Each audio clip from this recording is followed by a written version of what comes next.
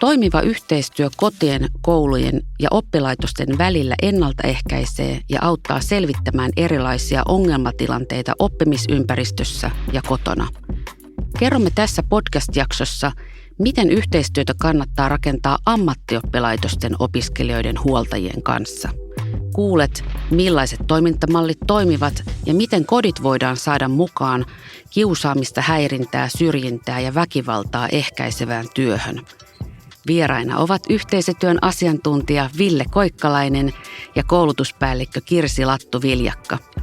Minä olen Heidi Hannikainen ja kuuntelet Opetushallituksen podcastia.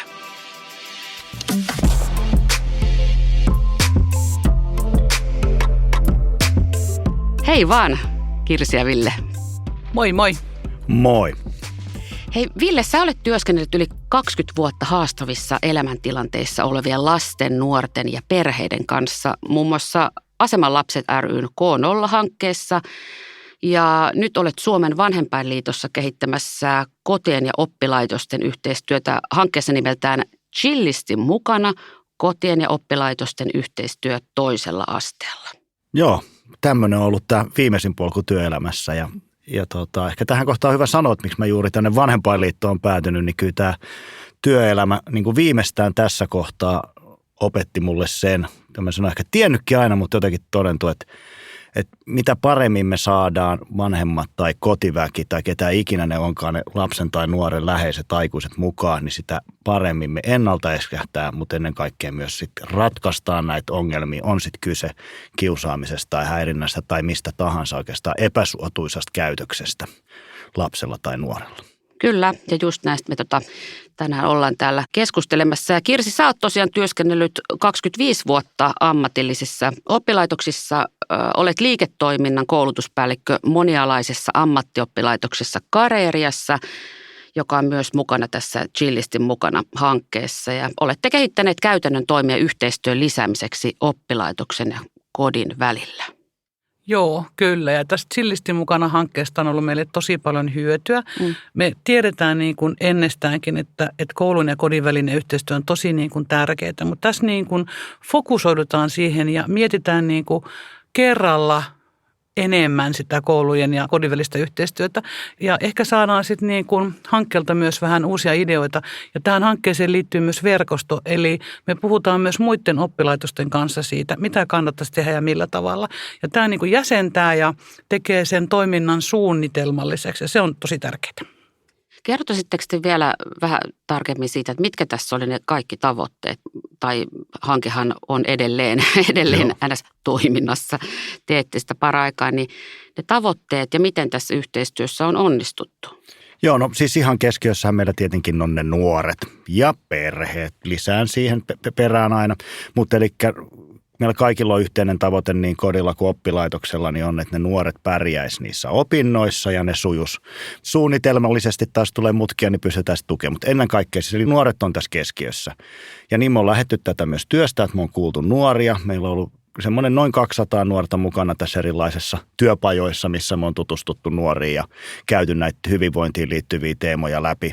Mutta sitten toki myös vanhempia ja huoltajia, joilla heidän näkökulmansa on todella tärkeä, jos me lähdetään sitä kehittämään. Ja totta kai oppilaitokset, kenen kanssa tätä yhteistyötä on tehty, niin tavallaan näiden kolmen ymmärtäminen meille on ollut hankkeena tärkeää, vaikka meillä toki on ollut ajatuksia, mutta se on se lähtökohta, mistä on lähdetty.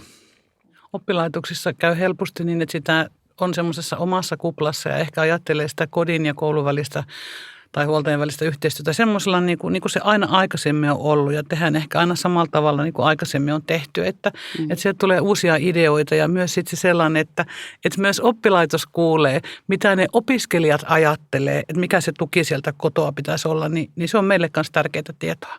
Emme voi kehittää, jos emme niin kuin tiedetä, mitä meidän pitää kehittää ja mihin suuntaan meidän pitää mennä. No tuohon vielä sanoisin, niin se on jotenkin tärkeä, mikä havaittiin heti aluksi ollut kanssa semmoinen meidän niin sanottu tavoite, että me saadaan kaikki ymmärtää, miksi sitä pitää tehdä sitä yhteistyötä. Ja tässä oppilaitokset on niin kuin avainasemassa, että on makea huomata, kun näistä on puhuttu, niin kuin Kirsikin sanoit, että kyllä se tiedetään, mutta kun sen pysähdytään, niin se havahduttaa se, että hei, tämän takiahan meidän pitää, noin nuoret haluaa sitä tukea sieltä kotota. No mitä me voidaan tehdä, niin sitten niitä rupeaa tulee itse asiassa, ei sinne hirveästi tarvitse ulkopuolisena ideoina, kyllä niitä toimintatapoja on, niitä täytyy vaan ehkä vähän terävöittää. Ja sitten tulee myös uusia hyviä tapoja toimia. Kyllä. No siis lasten ja nuorten kouluuupumushan on lisääntynyt. Opintojen merkitys on vähentynyt. Kyynisyys ja välinpitämätön suhtautuminen koulutyöhön ja opiskeluun on lisääntynyt. Ja me tiedetään tutkimuksen pohjalta, että vanhempien kannustus ja säännöllisestä koulussa käymisestä huolehtiminen erityisesti ensimmäisenä opiskeluvuotena tukee nuoren kiinnittymistä opintoihin. Niin millainen rooli huoltajilla on ammattioppilaitoksessa opiskelevan nuoren koulunkäynnin tukemisessa? Et siis kodithan ovat erilaisia. Huoltajat voivat itse olla elämässään haastavassa elämäntilanteessa. Olosuhteet ja resurssit nuoren tukemiseen voivat olla heikot ja niin edespäin. Millainen rooli huoltajilla on? Totta kai se on tärkeä rooli, mutta kuten sanoit, niin nuoret on hyvin eri vaiheessakin myös eri taitojensa suhteen ja ne tarvii eri lailla tukea. Mutta kumminkin lähtökohta on se, että ne huoltajat on siitä niitä kaikkein läheisimpiä, ne tuntee sen nuoren kaikkein parhaiten ja kyllä vanhemmilla myös monesti on huoli siitä, että miten ne pärjää ja neiden tavallaan mukaanottaminen on se hyvin keskeinen asia ja ymmärtäminen, mikä se perhetilanne on, että missä tilanteessa ne elää, jotta ne vanhemmat pystyy sitten olla siinä tukena. Oppilaitos, ei koulu eikä nuoret eikä ne vanhemmat, niin ei me eletä missään tyhjiössä, vaan se ehkä ne haasteet tai onnistumiset tai mitkä tahansa, mitä siellä aikaisemmassakin koulutiellä on ollut jo, niin kyllähän ne tulee mukaan sinne oppilaitokseen, siis sinne ammatilliseen oppilaitokseen kanssa. Ja sitten se hyppäys niin kuin siitä, että kun se 16 tai joskus 15-vuotias aloittaa ne ammatilliset opinnot, niin sieltä peruskoulusta hyppää siihen ammatillisiin opintoihin oikeastaan tosi iso. Ja joskus tietysti voi olla niin, että vanhemmat ja huoltajat ajattelevat, että ihanaa, nyt se lähti sinne amikseen, ja nyt ei tarvitse enää niin kuin murehtia. Mutta itse asiassa se on niin kuin tosi tärkeä vaihe, kun se nuoren kasvu on sinne kesken vielä ja sitten lähdetään myös niin kuin kohti sitä, että pitäisi oppia sitä ammattia ja ammatillisia asioita kyllä. Että se on ääritärkeä se, ihan se semmoinen klassinen, että vaikka ne perheen resurssit olisi minkälaiset, niin se, että kysytään vaikka, mitä sä teit siellä koulussa, mitä sulle kuuluu siellä koulussa, minkälaista siellä oli. Ja vaikka se sanoo, että ihan sama, tai vaikka niin kuin, että mitä se sulle kuuluu, niin tärkeä on se kysymys kuitenkin. Miten huoltajat teidän mielestä voivat parhaiten tukea nuoren opiskelussa tarvittavia taitoja ja valmiuksia? Ja itse asiassa millaisia toiveita nuorilla ylipäätään on kodin roolista? Kyllä sieltä nousee selkeästi. Ja sanotaan näin, että oli vielä vähän ehkä itselle yllätyskin, että sieltä ajattelee, että sieltä tulee, että hitsi, että kiva, jos mutsi antaisi vähän rahaa ja saisi mopoon bensaa ja näin poispäin. Nämäkin teemat nousee kyllä, mutta sieltä nousee selkeästi isoimpana on, että ne haluaa apua, tukea ja kannustusta. Ihan näitä simppeleitä asioita, mitä ne paljon nuoremmatkin tarvitsee. Ja se, mikä nousee kanssa siellä, mitä mun mielestä kannattaa muistaa, on se positiivinen palaute. Ja tämä on mun mielestä se, mitä voi myös vanhemmille ja myös oppilaitokset. Me muistettaisiin tukea sillä, että me annetaan sitä positiivista palautetta silloin, kun siihen on aihe. Ja sitä itse asiassa yllättävän paljon kuitenkin sitten on. Että meillä on liikaa myös nuoria, kello on todella negatiiviset muistot esimerkiksi koulusta ja kouluajoista. Ja siellä ei ole muistettu, väitän näitä positiivisia, että sieltä nähty vaan ne negatiiviset. Ja sen takia meidän pitäisi niihin pyrkiä keskittymään ja kiinnostumaan niistä asioista. Ja myös tästä tulee oppilaitokselle sitä palloa vähän, että myös antaa vanhemmille niitä paikkoja, missä ne voi kehua, että ne tietää, mitä siellä esimerkiksi oppilaitoksessa on tapahtunut. Yksi tosi tärkeä, niin kuin Ville sanoi tuossa, että tiedetään, mitä siellä oppilaitoksessa tapahtuu, eli mitä siellä tehdään ja minkälaista se ammatillisen koulutuksen arki niin kuin on ja minkälaisilla välineillä siellä opiskellaan ja mitä siellä opiskellaan ja miten se opiskelu ja koulutus on yleensäkin niin kuin järjestetty. Ja mietin, että mitä oppilaitoksen näkökulmasta, jos miettii sitten niin kuin, että mikä on tärkeintä niin siinä huoltajayhteistyössä, niin oikeasti se, että sitä yhteistyötä on. Että on se vaikka sitten niin kuin, että osa vanhemmista haluaa olla tosi innokkaasti mukana ja on silleen niin kuin haluaa olla koulun toiminnassa mukana. Ja osalle riittää se sellainen, että mä käyn sitten valmistujaisjuhlissa ja onnittelen, kun se saa ruusun.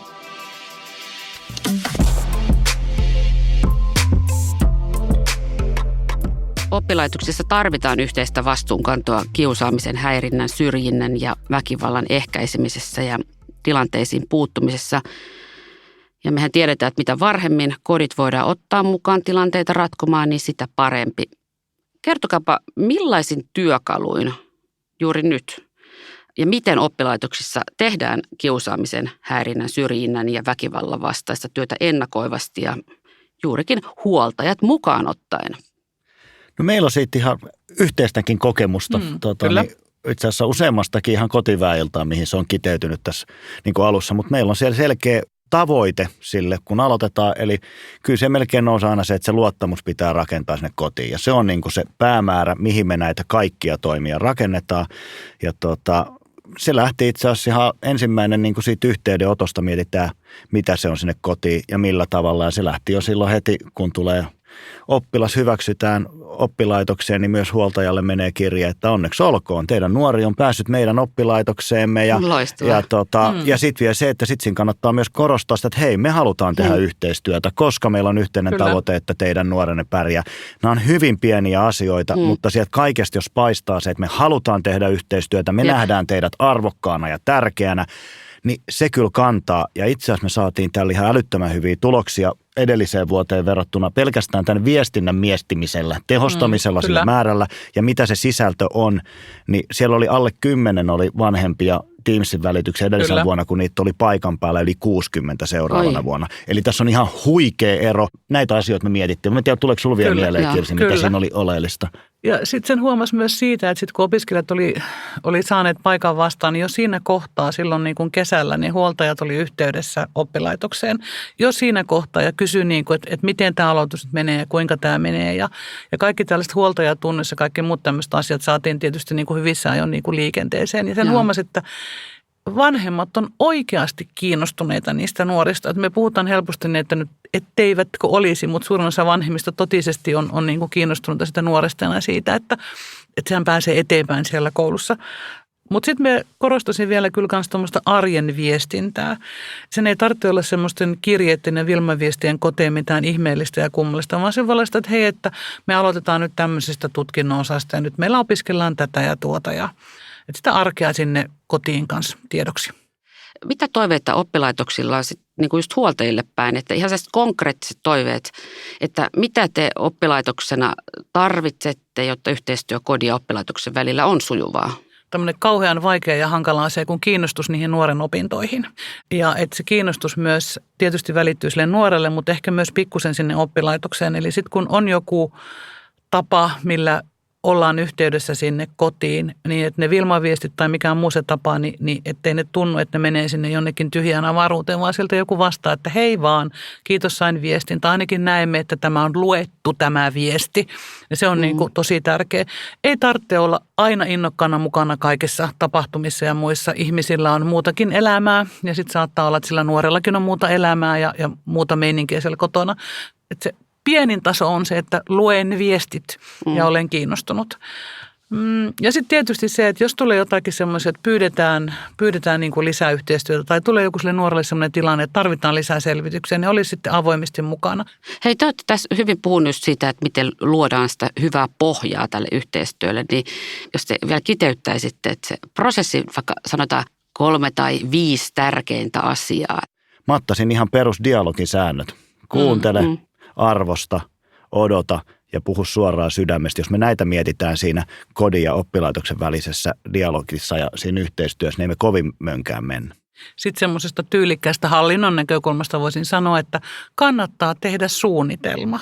Kannattaa tehdä siis vaikka vuosisuunnitelma tai niin kuin Ville sanoi jossain kohtaa jopa tämmöinen 3 vuoden suunnitelma, että mitä tämä meillä, tämä kodin ja koulun välinen yhteistyö tässä oppilaitoksessa oikein on, että missä kohtaa lähtee kirjettä, minkälaista Vilma-viestiä lähtee, mitä niissä korostetaan niissä Vilma-viesteissä, minkälaisia kotiväeniltoja on, onko jotain sellaista, missä nuoret pääsee esittelemään taitoja ja osaamistaan sinne. Mitä se on, kun opiskelija lähtee vaikka työssä oppimaan, työpaikalle tapahtuvaa osaamisen hankkimista?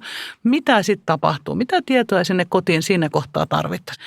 Ja sitten kun siihen paneutuu ja sitä käy miettimään, niin huomaankin, että ahaa, se on itse asiassa aika paljon asiaa, mitä me voitaisiin välittää lisää tietoa sinne kotiin.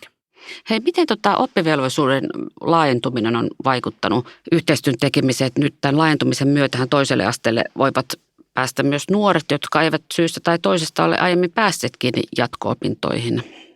Vanhemmillahan on nyt viime kädessä sitten vastuu siitä, että se oppivelvollisuus suoritetaan.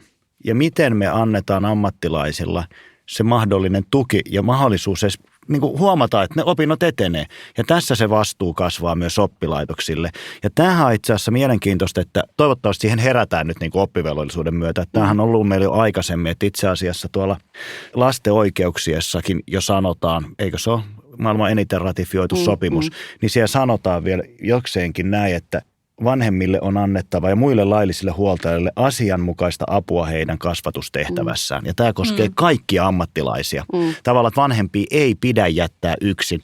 Ja mä toivon, että tämä tavallaan herättää viimeistä oppilaitokset. Ja itse asiassa meillä on tosi mahtavia oppilaitoksia mukana, koska mä luulen, että tämä on ollut yksi semmoinen herätyskohta, että hei, kyllä nyt täytyy ruveta kehittää tätä kotien kanssa tehtävää yhteistyötä, mikä on tosi hieno homma.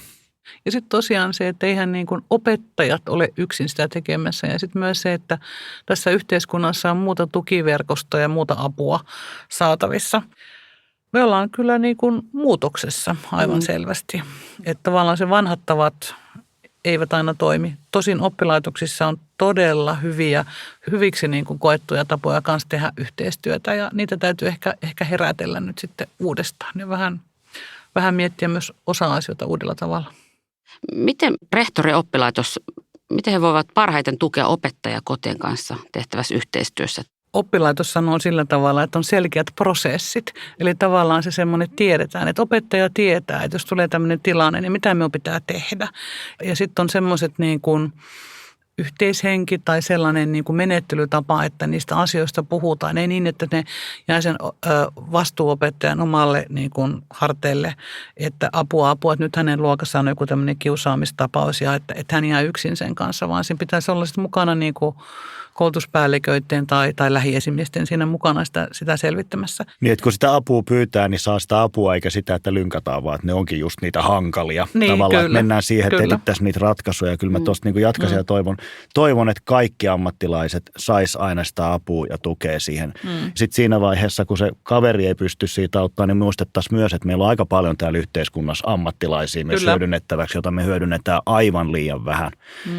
Niin kuin oman kokemuksen mukaan esimerkiksi niin toisenlaista, niin aika vähän niin kuin esimerkiksi lastensuojelun palveluita tunnetaan. Se on ihan oma kokemukseni, että nyt siellä on niitä oppivelvollisia ja siellä on paljon alaikäisiä. Kyllä. Ja näitä on siis muitakin palveluita ja näitä olisi hyvä käyttää.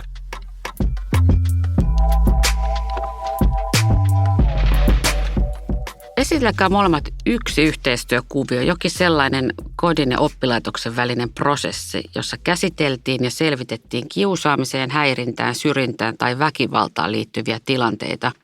No mun tulee mieleen nyt yksi tilanne, missä onneksi oli tehty jo suht hyvää pohjatyötä, eli oli saatu jo vanhempia aika hyvin tämmöiseen kotivääniltä jo paikalle. Siellä tuli tilanne, missä luokka kriisiytyi.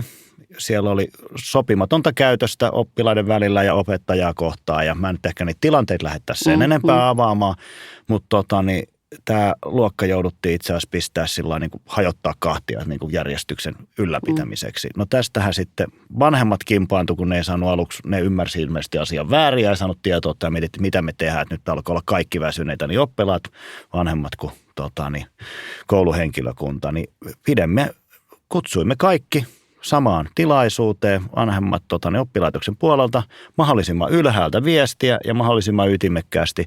Nyt on tällainen tilanne, että me haluamme kaikki huoltajat paikalle. Jos et pääse paikalle, tämä tehdään totta kai vielä vähän ystävällisemmissä muotoisesti, mutta runoiltiin hienosti. Mutta se, että toivomme kaikki paikalle, koska tämä asia pitää käsitellä ja ne, jotka eivät pääse paikalle, niin me ollaan sitten henkilökohtaisesti yhteen. Nyt tämä asia pitää vaan käsitellä. Me halutaan, että kaikki on samalla kartalla. Tilaisuus meni todella hyvin. Me saatiin, oliko se 25 perheestä 21 tuli tähän tilaisuuteen paikalle ja loput kontaktoitismyyteen. Eli viesti meni hyvin perille. Täällä käytiin avoimesti tilannetta läpi. Kaikki pääsi kyselemään, näkemään oman kantansa, mikä se oli. Vanhemmat oli todella kiitollisia suoraan tapaan, että hei, hyvä kun kutsuit, että hyvä tietää tilanne. Kumminkin oppilaitoksella oli suunnitelma, mitä noudatettiin sitten. Siihen tehtiin seurantatapaa, minne kutsuttiin kaikki taas paikalle. Ja nämä toimenpiteet itse asiassa auttoi, koska kotonakin pystyttiin tukemaan tähän tilanteeseen, kun tiedettiin, että hei, meillä on nyt yhteinen plääni. Nämä on ne meidän toimenpiteet, millä me taas toivottavasti saadaan taklattua. Tässä kohtaa nämä toimenpiteet toimi. Ja pidettiin uusi tapaaminen, jossa todettiin, että hei, jatketaan seurantaa toki, mutta että hei, nyt voidaan yhdistää takaisin nämä. Ja mitä mä oon viimemmäksi kuullut tilanteesta, niin se on pysynyt erittäin rauhallisena tämän osin. Toki siellä on kaikenlaisia muita ongelmia voi olla tullut, mutta tavallaan tämän ryhmän dynamiikka saatiin korjattua tällaisella toimenpiteellä. Ja tästä on ollut nyt tyytyväisiä niin oppilaitoksen henkilökunta kuin myös nämä vanhemmat. Ja käsittääkseni nuorillakin on paljon mukavampaa siellä, kun on turvallista olla tunneilla. Ihan samalla tavalla tuommoisissa yksittäisissä kiusaamistapauksissa on tehty niin, että kiusattujen ja kiusaajien ja huoltajat on tietoisia tilanteesta, mutta minusta siinä on tärkeää kyllä se tapaaminen, eli se semmoinen kasvokkainen tapaaminen, että kerrotaan neutraalisti, mitä on tapahtunut ja millä tavalla on tapahtunut. Ja tietysti oppilaitoksella on aina niin kuin ajatus, että mitä tässä voidaan seuraavaksi tehdä, mutta sitten on tärkeää myös niin kuin kuulla niiltä huoltajia, että mikä on heidän ajatus siitä, että jos puhutaan tämmöistä pienemmästä, ettei puhuta niin kuin mistään isoista ryhmistä, että mikä on heidän ajatus, että mikä tässä voisi olla se seuraava steppi. Tällaiset on toimineet ihan hyvin ja sitten äärimmäisen tärkeää on se seuranta, että sitten sovitaan, että tätä asiaa seurataan ja tästä keskustellaan uudestaan kasvokkain nyt sitten kuukauden tai viikon tai mikä se onkaan se sopiva aika niin kuin mihinkin ja että se niin kuin aikataulutetaan ja suunnitellaan, koska silloin kaikille tulee jotenkin turvallisempi olo, että tämä ei ole vaan tämmöinen yksittäinen tapaus, vaan tämä on tämmöinen, että tähän oikeasti puututaan ja kyllä me ollaan tuolla saatu asioita hoidettua. Kiitos Kirsi ja Ville tästä keskustelusta. Tämä podcast-jakso kuuluu Opetushallituksen kiusaamisen, häirinnän, syrjinnän ja väkivallan ehkäisyyn keskittyvän verkkosivuston materiaaleihin. Tunnistat kaikki sivuston materiaalit Ei kaikille väkivallalle -logosta. Katso lisätiedot osoitteesta www.oph.fi.